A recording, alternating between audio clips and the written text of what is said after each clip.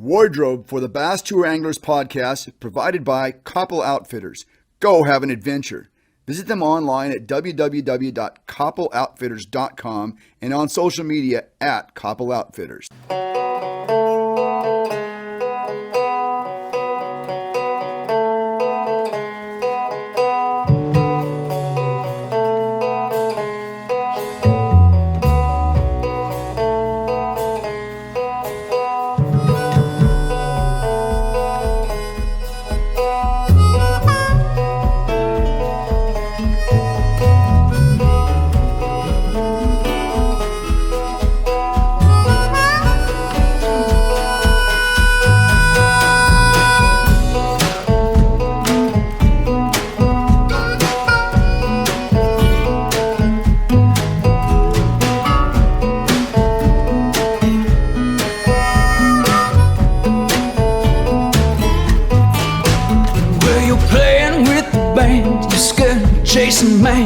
Hello everybody, welcome to Tour Talk for the week of July 19th.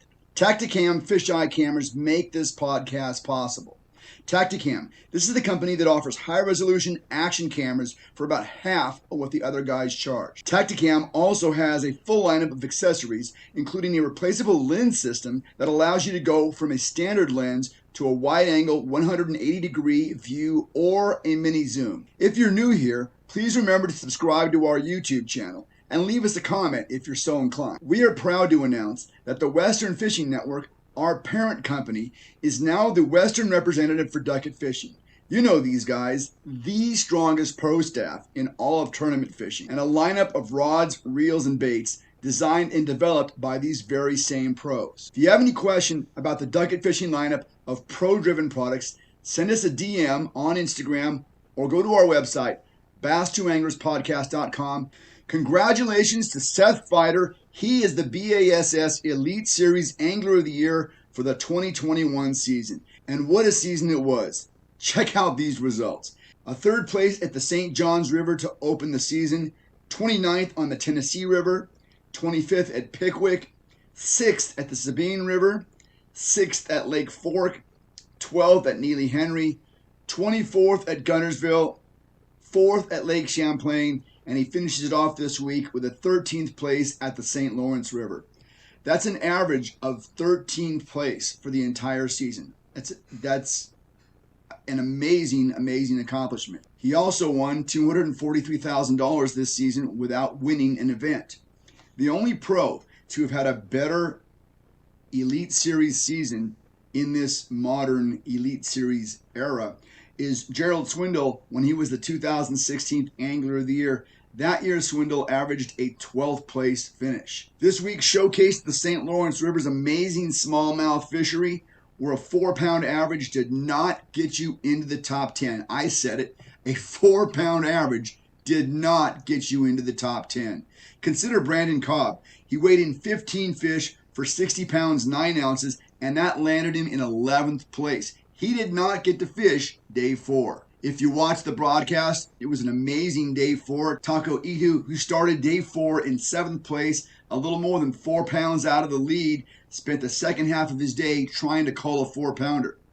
Well, he did. He replaced it with a 6, went on to weigh 26 pounds on day 4, over a 5-pound average. He wins the BASS Elite Series event at the St. Lawrence River. What an amazing tournament that was. The 2022 Bassmaster Classic picture starting to round into focus. There are still some Elite Series pros out there waiting to see how the remaining open positions turn out. For the most part, the top 39 Elite Series pros are assured of a spot in the Classic. Again, we'll have to wait for the remainder of the open season to see if there will be any more Elite pros getting in. Change. It's inevitable. To improve, you must adapt. The sport is evolving. A paradigm shift is a fundamental change of basic concepts. Don't get left behind. Introducing Paradigm. Paradigm Reels by Ducket Fishing. Pro-driven. In the West, we are learning a harsh lesson about water usage. as some of our greatest bass fishing waterways are literally being flushed away. Lake Shasta in Northern California, a lake where even I can have a 100 fish day, is a shell of its former self. Lake Oroville, also in Northern California, Gary Klein's home reservoir, has almost reached the point where power generation cannot take place. Lake Powell, the giant Colorado River impoundment at the top of its river chain, is also dangerously close to the point where it will not be able to generate hydroelectric energy very soon. And Lake Mead, the traditional home to the WAN Bass US Open, may not be able to accommodate boat launching by the time that event, which takes place in October, comes around. Before you start to criticize us, let me point out to you that yes, we understand that we live in the desert. And yes, rainfall and snowfall in a desert region is not always reliable. And yeah, we've had our share of droughts in the past. Those of you global warming experts will say, we told you so. But here's a question for you. Did global warming account for the Dust Bowl droughts in the Midwest that we saw during the 1930s? There was no such thing as global warming in the 1930s. That's more of a recent construct. Perhaps our problems in the West can be linked to other things, because we've had droughts before and we usually come through them pretty well. I came across a study conducted by the University of Nevada at Las Vegas, which is right in the middle of this mess. The study was made public in a KVVU TV Fox 5 Las Vegas report that said residential water use soared during the COVID-19 shelter-at-home quarantine. This might be something that a lot of us didn't really think about. The study asked the question, how has water usage been affected by stay-at-home orders enacted by many of our western states? The results are eye-opening and jaw-dropping. According to the study, residential home water use increased 10 times during the months that many were mandated to stay at home to prevent the spread of COVID-19. In this study, it was pointed out that residential toilets, which tend to be older, take between 5 and 7 gallons to, take care of business. While the low-flow toilets found in many office buildings, schools, and other institutional restrooms take about 1.5 gallons to flush away our problems. When people stayed in, they ate more meals at home, washed more dishes by hand, took more showers, and did more gardening. Whatever your stance is on global warming, distance learning, mandated stay-at-home orders, and working at home, one thing is for sure. The West had better figure out its water usage before we flush our bass fisheries down the toilet.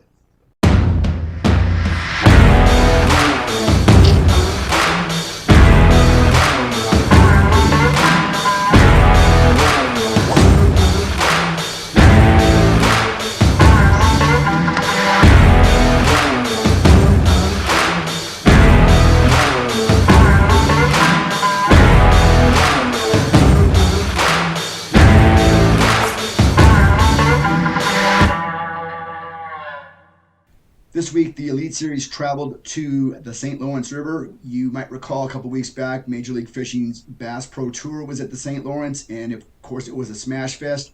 This week did not disappoint. Unbelievable weights at the St. Lawrence this week.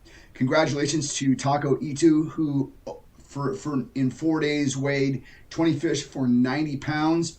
He started off with a 17.15 limit on day one. 17.15, it sounds like a tremendous weight.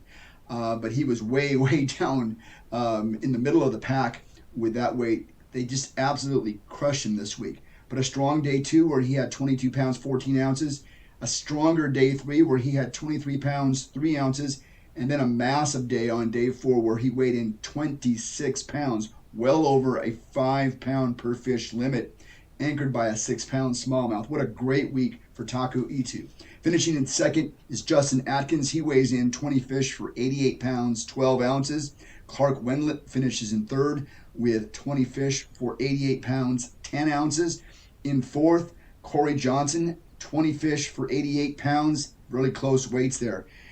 In fifth, the brother, Chris Johnson, weighs in 20 fish for 85 pounds. It was an absolute smash fest at the St. Lawrence this week. Again, we already mentioned at the top of the show, congratulations to Seth Feider on winning the Angler of the Year award, clinching it this week at the St. Lawrence River. and the Bassmaster Classic picture now starting to take shape, as the top 39 anglers for sure are in, and we're just going to be waiting over the next few days to see how the other positions shake out in this situation. The fourth stop on the National Professional Fishing League Tour took place this week at Lake Pickwood. Congratulations to Brandon Perkins. He weighs in 15 fish over 3 days for 55 pounds, 11 ounces. David Gaston, 15 fish over 3 days, finishes in second with a weight of 47 pounds, 11 ounces. Joe Willert, he catches 15 fish over the course of 3 days and weighs in 47 pounds, 7 ounces. Timmy Reens is the fourth place finisher with 47 pounds even for his 15 fish. And in fifth place, Mark Schilling had 14 fish for 46 pounds, 15 ounces. And finally, there was a Major League Fishing Toyota Series Northern event at Lake Champlain. A lot of Northern events taking place this week and this time of year, actually. Anyway, congratulations to Stephen Estes. He takes the event. 3 really strong days, 19 pounds, 14 ounces on day 1, 19.06 on day 2, and an amazing 21 pounds, 15 ounces on day 3. He takes the first place award. Finishing in second is Matt Becker with 15 fish weighing 59 pounds. In third is Brian LaBelle. He has 57 pounds, 13 ounces. Fourth place, Dakota Hebert. There's that name again. Dakota Hebert still leading the Bass Tour Anglers Podcast Angler of the Year race. Took a huge step this week to add to his total. His fourth place finish nets him 90 points in the Bass Tour Anglers Podcast Angler of the Year standings. He weighed in 15 fish this week for 57 pounds, 7 ounces, and finishing in fifth, Kyle Hall. He weighed in 15 fish this week for 15 pounds and 6 ounces.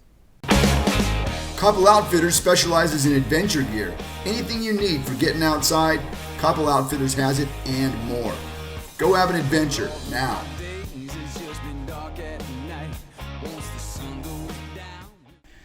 Taking a look at the Bass Tour Anglers Podcast Angler of the Year points standing. Just a reminder, if you want to find out more about the Bass Tour Anglers Podcast Angler of the Year race, you can go to our website, basstouranglers.com. You can see all of our content listed there, all 11 episodes of our podcast. And these are big episodes. These are 5 and 6 interview episodes. So there are a lot of interviews, probably close to 70 interviews waiting for you to listen to on our website, basstouranglers.com. We've also got all of our episodes of Tour Talk posted there. And of course, probably the most important thing is the Bass Tour Anglers Podcast Angler of the Year race is also chronicled on our website. If you'd like to find out about about the criteria we use for choosing Angler of the Year, that information is listed as well as our schedule and as well as our top 10, and as well as a link to over 3,500 anglers that have competed this year in professional tours that we have been following. You can see it all at basstouranglers.com. All right, let's take a look at the top 10. As mentioned before, Dakota Hebert, having fished 15 events, continues to lead. He has 698 points. Michael Neal in second place, having scored in 10 events this season, 495 points. Jimmy Washam is in third with 489 points. He's fished in 9 events this season. John Cox is in fourth. He has fished in 19 Pro Tour events so far this season. He has 459 points. Patrick Walters, the BASS Elite Series Pro, in fifth place.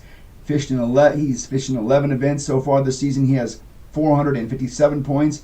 Ryan Salzman is in sixth.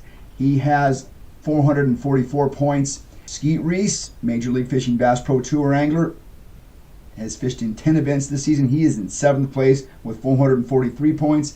Cody Meyer in ninth place with 411 points. And finishing, or in 10th, I should say, Justin Lucas with 382 points. Taking a look at the tour schedule for this upcoming week, there's no events. The next tour event that we will cover is the BASS Northern Open, which takes place at Lake Oneida on the week of July 29th through 31st. It's actually going to be a pretty big week. We've got the July 29th Bass Northern Open. We've got the July 29th to August 1st Big Five Pro Tour circuit.